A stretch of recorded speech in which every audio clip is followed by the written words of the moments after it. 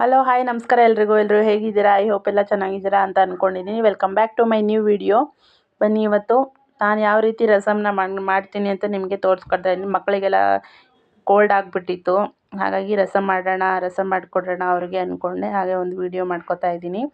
First ಒಂದು cooker ತೊಗೊಂಡಿದ್ದೀನಿ, ಅದಕ್ಕೆ ಬೇಳೆ ವಾಶ್ ಮಾಡಿ ಇಟ್ಕೊಂಡಿದ್ದೆ, ಅದು ಹಾಕೋತಾ ಇದ್ದೀನಿ. ಒಂದೆರಡು ಟೊಮೆಟೊ, ಬೆಳ್ಳುಳ್ಳಿ ಹಾಕ್ಕೊಂಬಿಟ್ಟು ಅದಕ್ಕೆ ಎಷ್ಟು ಬೇಕು ಎಷ್ಟು ನೀರು ಹಾಕ್ಕೊಂಡು ಒಂದು ಅರ್ಧ ಈರುಳ್ಳಿನೂ ಹಾಕೋತಾ ಇದ್ದೀನಿ. ಹಾಕ್ಬಿಟ್ಟು ಎಷ್ಟು ಬೇಕಷ್ಟು ನೀರು ಹಾಕ್ಕೊಂಡು ಲಿಡ್ನ ಕ್ಲೋಸ್ ಮಾಡಿ ಒಂದು 4 ವಿಷಲ್ ಮಾಡಿಸ್ಕೊತೀನಿ. ಇವಾಗ ಲಿಡ್ ಕ್ಲೋಸ್ ಆಗಿದೆ. ಇವಾಗ ಪೌಡ್ರ್ ರೆಡಿ ಮಾಡ್ಕೊಳ್ಳೋಣ. ಫಸ್ಟು ಒಂದು ಪ್ಯಾನ್ನ ಬಿಸಿ ಮಾಡೋಕ್ಕೆ ಇಟ್ಕೊಂಡಿದ್ದೀನಿ. ಪ್ಯಾನ್ಗೆ ಒಂದು 4 ಒಣಮೆಣ್ಸಿನ್ಕಾಯಿ ತೊಗೊಂಡಿದ್ದೆ, ಅದನ್ನ ಫ್ರೈ ಮಾಡ್ಕೊಳ್ತಾ ಇದ್ದೀನಿ. ಅದೊಂದು ಸ್ವಲ್ಪ ಫ್ರೈ ಆದಮೇಲೆ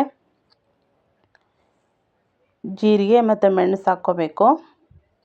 ನೀವು ಪೌಡ್ರನ್ನ ಸ್ವಲ್ಪ ಜಾಸ್ತಿ ಕ್ವಾಂಟಿಟಿಲಿ ಮಾಡಿಕೊಂಡು ಇಟ್ಕೋಬೋದು, ಅವಾಗವಾಗ ರಸಮ್ಗೆ ಯೂಸ್ ಮಾಡ್ಕೋಬೋದು. ನೋಡಿ, ಜೀರಿಗೆ ಮತ್ತು ಮೆಣಸು ಹಾಕ್ಕೊಂಡಿದ್ದೀನಿ. ಇದು ಜೀರಿಗೆ ಎಷ್ಟು ಹಾಕ್ತೀವೋ ಅಷ್ಟು ಚೆನ್ನಾಗಿ ಬರುತ್ತೆ ರಸಮ್ ಪೌಡ್ರು. ನೋಡಿ, ಇವಾಗ ಅದು ಫ್ರೈ ಆಗಿದೆ. ತಣ್ಣಗಾಗಿ ಬಿಟ್ಬಿಟ್ಟು ಈ ವಿಷಲ್ ಬರ್ತಾ ಇದೆ. ನೋಡಿ, ಇವಾಗ ವಿಷಲ್ ಆಗ್ತಾ ಇದೆ. ನೋಡಿ, ಇವಾಗ ತಣ್ಣಗಾಗಿದೆ. ಇದನ್ನು ಮಿಕ್ಸಿ ಜಾರ್ಗೆ ಹಾಕ್ಬಿಟ್ಟು ತರಿಯಾಗಿ ರುಬ್ಕೊಂಡಿದ್ದೀನಿ. ನೋಡಿ, ಈ ಥರ ರುಬ್ಬಿಟ್ಕೊಳ್ಬೇಕು. ಇವಾಗ ವಿಷಲ್ಲು ಹೋಗಿದೆ, ತಣ್ಣಗಾಗಿದೆ ಕುಕ್ಕರು. ಲಿಡ್ನ ಓಪನ್ ಮಾಡಿಕೊಂಡು ಇದು ನೀರಿರುತ್ತಲ್ವ ಅದನ್ನ ಸಪ್ರೇಟ್ ಮಾಡಿಕೊಂಡು ಟೊಮೆಟೊ ಬೇಳೆ ಎಲ್ಲ ಸ್ಮ್ಯಾಶ್ ಮಾಡ್ಕೋಬೇಕು ನೀಟಾಗಿ.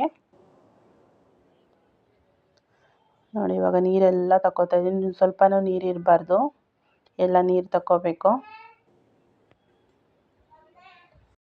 ನೋಡಿ, ಈ ಥರ ನೀರೆಲ್ಲ ತಗೋಬೇಕು. ಕೋಲ್ಡ್ ಆದವ್ರಿಗಂತೂ ತುಂಬ ಒಳ್ಳೆಯದು, ತುಂಬ ಚೆನ್ನಾಗಿ ಕೋಲ್ಡೆಲ್ಲ ಸ್ವಲ್ಪ ರಿಲೀಫ್ ಆಗುತ್ತೆ. ಮತ್ತು ಥ್ರೋಟ್ ಇನ್ಫೆಕ್ಷನ್ ಆಗುತ್ತಲ್ವ, ಅದನ್ನು ಬಿಸಿಯಾಗಿ ಕುಡಿದ್ರೆ ಒಂದು ಸ್ವಲ್ಪ ರಿಲೀಫ್ ಆಗುತ್ತೆ. ತುಂಬ ಅಂದರೆ ತುಂಬ ಟೇಸ್ಟಿಯಾಗಿ ತುಂಬ ಈಸಿಯಾಗೂ ಇರುತ್ತೆ.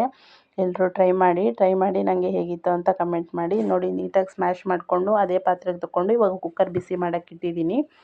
ಕುಕ್ಕರ್ ಬಿಸಿಯಾಗಿದೆ. ಆಯಿಲ್ ಹಾಕ್ಕೋತಾ ಇದ್ದೀನಿ. ಆಯಿಲು ಮತ್ತು ತುಪ್ಪ ಎರಡೂ ಹಾಕ್ಕೋಬೋದು. ನಾನು ತುಪ್ಪ ಹಾಕ್ಕೋತಾ ಇಲ್ಲ, ಆಯಿಲ್ ಅಷ್ಟೇ ಹಾಕ್ಕೋತಾ ಇದ್ದೀನಿ.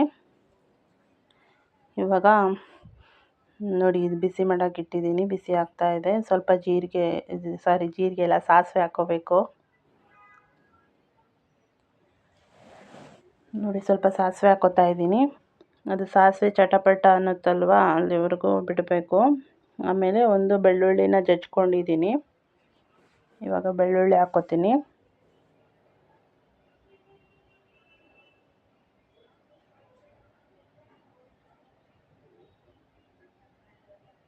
ನೋಡಿ, ಇವಾಗ ಬೆಳ್ಳುಳ್ಳಿ ಹಾಕ್ಕೋತಾ ಇದ್ದೀನಿ. ಇದು ನಾಟಿ ಬೆಳ್ಳುಳ್ಳಿ, ಸ್ಮೆಲ್ ಅಂದರೂ ತುಂಬ ಚೆನ್ನಾಗಿ ಬರುತ್ತೆ ಇದು ಬೆಳ್ಳುಳ್ಳಿದು.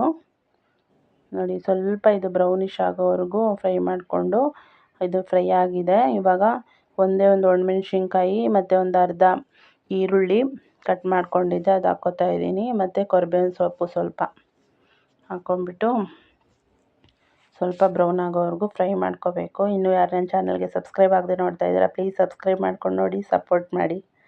ಹೇಗಿತ್ತು ಅಂತ ನನಗೆ ಕಮೆಂಟ್ ಮಾಡಿ. ನೋಡಿ, ಇವಾಗ ಸ್ವಲ್ಪ ಬ್ರೌನಿಷ್ ಆಗಿದೆ.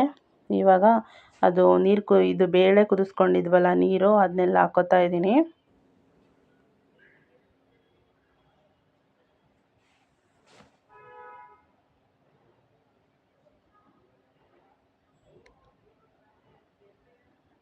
ನೋಡಿ, ಇವಾಗ ಇದು ಪೌಡ್ರ್ ಮಾಡಿ ಇಟ್ಕೊಂಡಿದ್ನಲ್ವ, ಅದನ್ನೂ ಹಾಕ್ಕೋತಾ ಇದ್ದೀನಿ ಅದಕ್ಕೇ.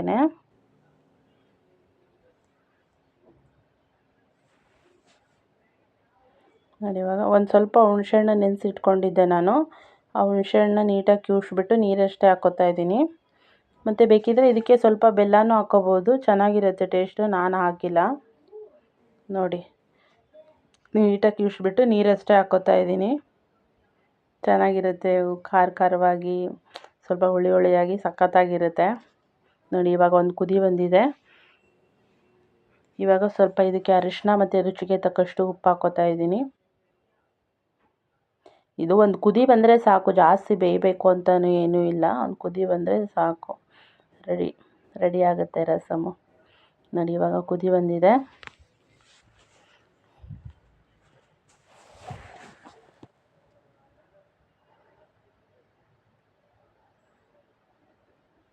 ನೋಡಿ, ಇವಾಗ ನಾನು ಕೊತ್ತಂಬರಿ ಸೊಪ್ಪು ಹಾಕ್ಕೋತಾ ಇದ್ದೀನಿ. ಲಾಸ್ಟಲ್ಲಿ ಹಾಕ್ಕೋಬೇಕು ಕೊತ್ತಂಬರಿ ಸೊಪ್ಪು. ನೋಡಿ ಇವಾಗ ಹಾಕೋತಾ ಇದ್ದೀನಿ. ಅನ್ನದ ಜೊತೆ ಅಂತೂ ಸೂಪರ್ ಕಾಂಬಿನೇಷನ್ನು, ಸಖತ್ತಾಗಿರುತ್ತೆ. ಎಲ್ಲರೂ ಟ್ರೈ ಮಾಡಿ, ಮಾಡಿರ್ತೀರ ಎಲ್ಲರೂ ಆ ರಸಮ್ನ, ಬಟ್ ಈ ಥರ ಟ್ರೈ ಮಾಡಿ ನೋಡಿ ಒಂದು ಸಲ. ನೋಡಿ ಇವಾಗ ಅನ್ನನೂ ರೆಡಿ ಆಗಿದೆ. ಇವಾಗ ಸರ್ವ್ ಮಾಡಿ ತೋರಿಸ್ತೀನಿ. ಹೇಗಿತ್ತು ಅಂತ ಕಮೆಂಟ್ ಮಾಡಿ. Thank you.